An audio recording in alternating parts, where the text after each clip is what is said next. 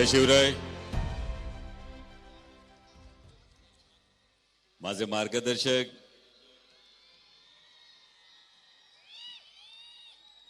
नामदार बाळासाहेबजी थोरात यांच्या अभिष्ट चिंतन सोहळ्यानिमित्त शिवपुत्र संभाजी या महानाट्याचं जे आयोजन केले आणि या निमित्तानं आदरणीय साहेबांच्या अभिष्ट चिंतनासाठी मंचावर उपस्थित असणारे मान्य मधुकरजी भावे साहेब, डॉक्टर सुधीरजी तांबे, आमदार सत्यजितजी तांबे, आमदार किरणजी लामटे, सौभाग्यवती कंचनताई थोरात, सौभाग्यवती दुर्गाताई तांबे, आमचे जुन्नरचे विघ्नर सहकारी साखर कारखान्याचे चेअरमन सत्यशील दादा शेरकर, आमच्या भगिनी डॉक्टर जयश्रीताई थोरात, रणजितसिंहजी देशमुख, माधवरावजी, सगळेच मान्यवर, आपण सगळेजण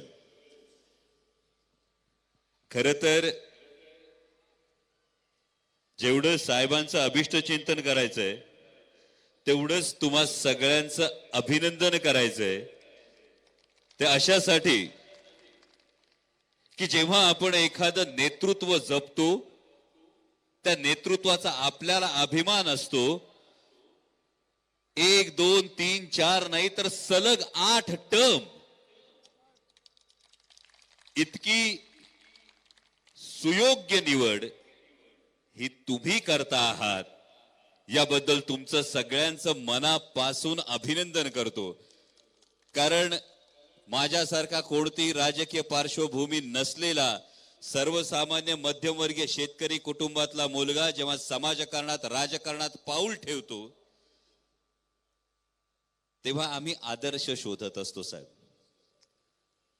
आपल्याला कोणासारखं व्हायचंय याचा आमच्यासारखी मुलं जेव्हा आदर्श शोधतात तेव्हा आमच्या समोर महाराष्ट्राच्या सध्याच्या राजकीय क्षितिजावर जी हाताच्या बोटावर मोजण्यासारखी नावं आहेत त्यामध्ये आदरणीय बाळासाहेबजी थोरात यांचं नाव प्रामुख्यानं समोर दिसतं.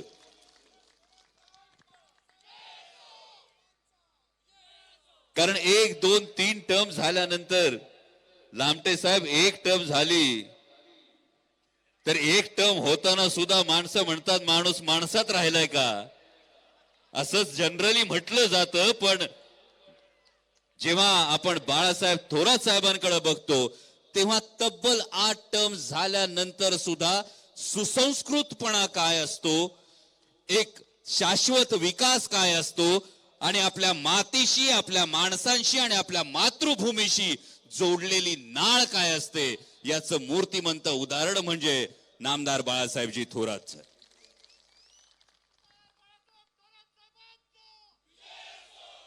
आणि म्हणून मी स्वतःला भाग्यवान समजतो की बाळासाहेब थोरातांच्या वाढदिवसाच्या निमित्तानं त्यांच्या सगळ्या मित्रपरिवारानं हे जे देखणं आयोजन केलंय, मी तुमच्या सगळ्यांचं मनापासून कौतुक करतो. कारण हे महानाट्य, त्याचा अवाढव्यपणा, त्याचा पसारा हा सगळा तुम्ही बघता आहात.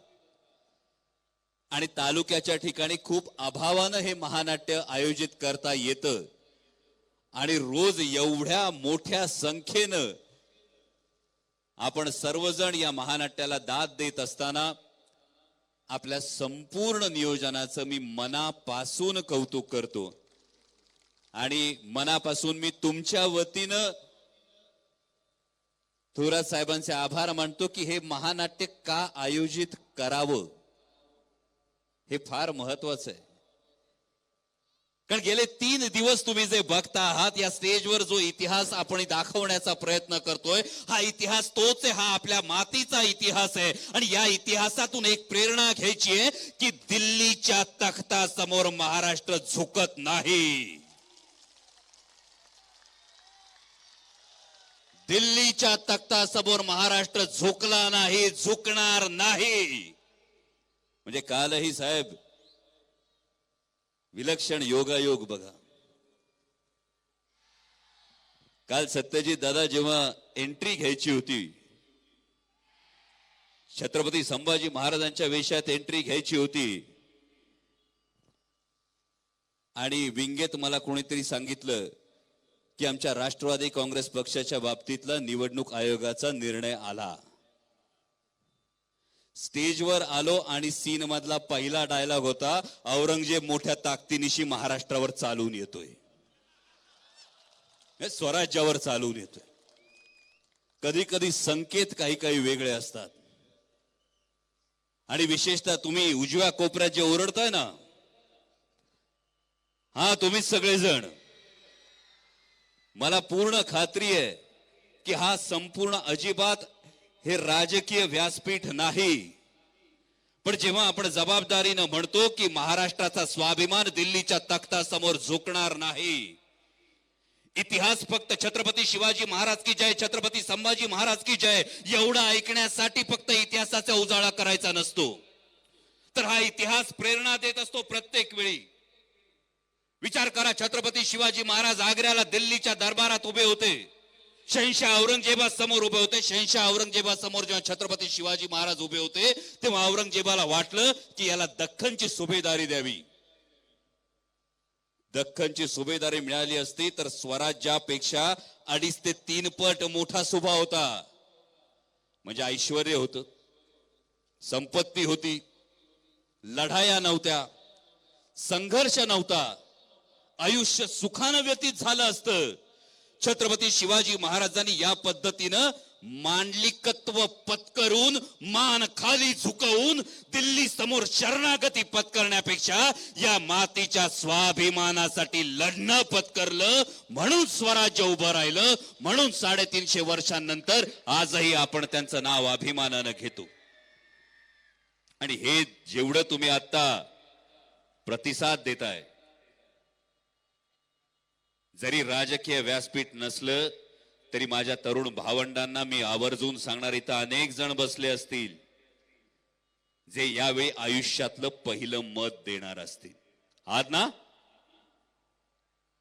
पहिलं मतदान करणारे बरेच जण आहेत ना तिकडे, बरोबर? मला तुमच्या आवाजावरूनच कळलं तुम्ही सगळे पहिल्यांदा मत देणार आहात. आयुष्यातला पहिला मोबाईल महत्वाचा असतो, पहिला मित्र महत्वाचा असतो, पहिली सायकल महत्वाची असते. तसं आयुष्यातलं पहिलं मत सुद्धा महत्वाचं असतं. आणि ते सुद्धा, आणि तुम्ही सुद्धा.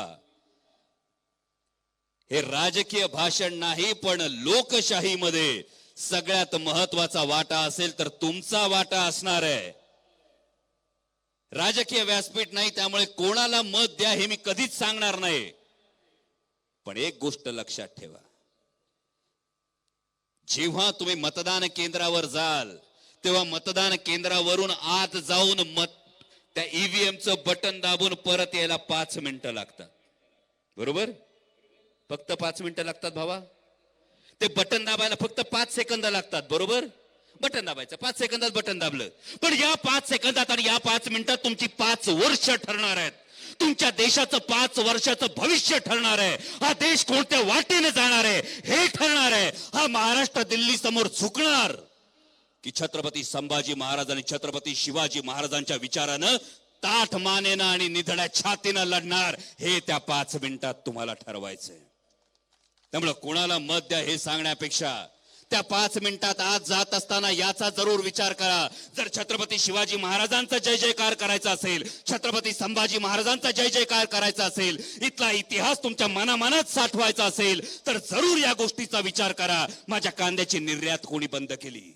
माझ्या शेतकऱ्यांच्या ताटात माती कोणी कालवली याचा विचार करा. माझ्या दुधाचे भाव कोणी पाडले याचा विचार करा. माझ्या शेतकऱ्यांच्या डोक्यावर कर्जाचा डोंगर कोणी वाढवला याचा विचार करा. माझ्या तरुणांच्या नशिबातला रोजगार कोणी हिरावून घेतला? बल्क ड्रग पार्क जातं, टाटा एअरबस जातं, वेदांता फोक्सकॉन जातो, एका मागून एक उद्योगधंदा महाराष्ट्रातून पळवला जातो. माझ्या मराठी तरुणांच्या भवितव्यात अंधार कोणी पसरवला याचा विचार करा. आपण साधे सुधे नाही, आपल्या मनगटात ताकद आहे. आपल्याला छत्रपती शिवाजी महाराजांचा वारसा लाभलाय, तो इतिहास आपल्याला लाभलाय. आणि डॉक्टर बाबासाहेब आंबेडकरांच्या संविधानानं सगळ्यात मोठी ताकद तुमच्या हातात दिली आहे, ती म्हणजे एक मत देण्याची.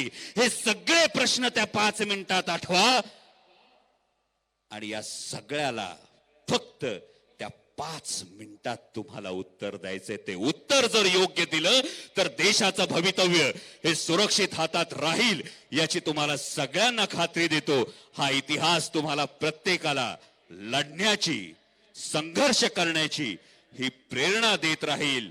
आणि दिल्लीच्या तख्तासमोर मान झुकवण्यापेक्षा नजरेला नजर भिडवून माझ्या महाराष्ट्राचा स्वाभिमान जपण्याची तुम्हाला सगळ्यांना प्रेरणा देत राहील. आणि म्हणूनच मी आदरणीय बाळासाहेब थोरात यांचं मनापासून आभार मानतो. इतिहास सांगणं फार सोपं असतं, हा इतिहास पुढच्या पिढीपर्यंत या विचारानं पोहोचवणं आणि त्यासाठी या महानाट्याचं एवढं देखणं आयोजन केलं याबद्दल मी आपल्याला मानाचा मुजरा करतो. पुन्हा एकदा आई जगदंबेच्या चरणी आपल्या निरोगी दीर्घायुष्याची प्रार्थना करतो. आणि आपलं मार्गदर्शन हे आमच्यासारख्या तरुणांनाच नाही तर संपूर्ण महाराष्ट्राला, संपूर्ण देशाला हे कायम मिळत राहो अशी आपल्याला वाढदिवसाची शुभेच्छा देतो आणि थांबतो. धन्यवाद. जय शिवराय.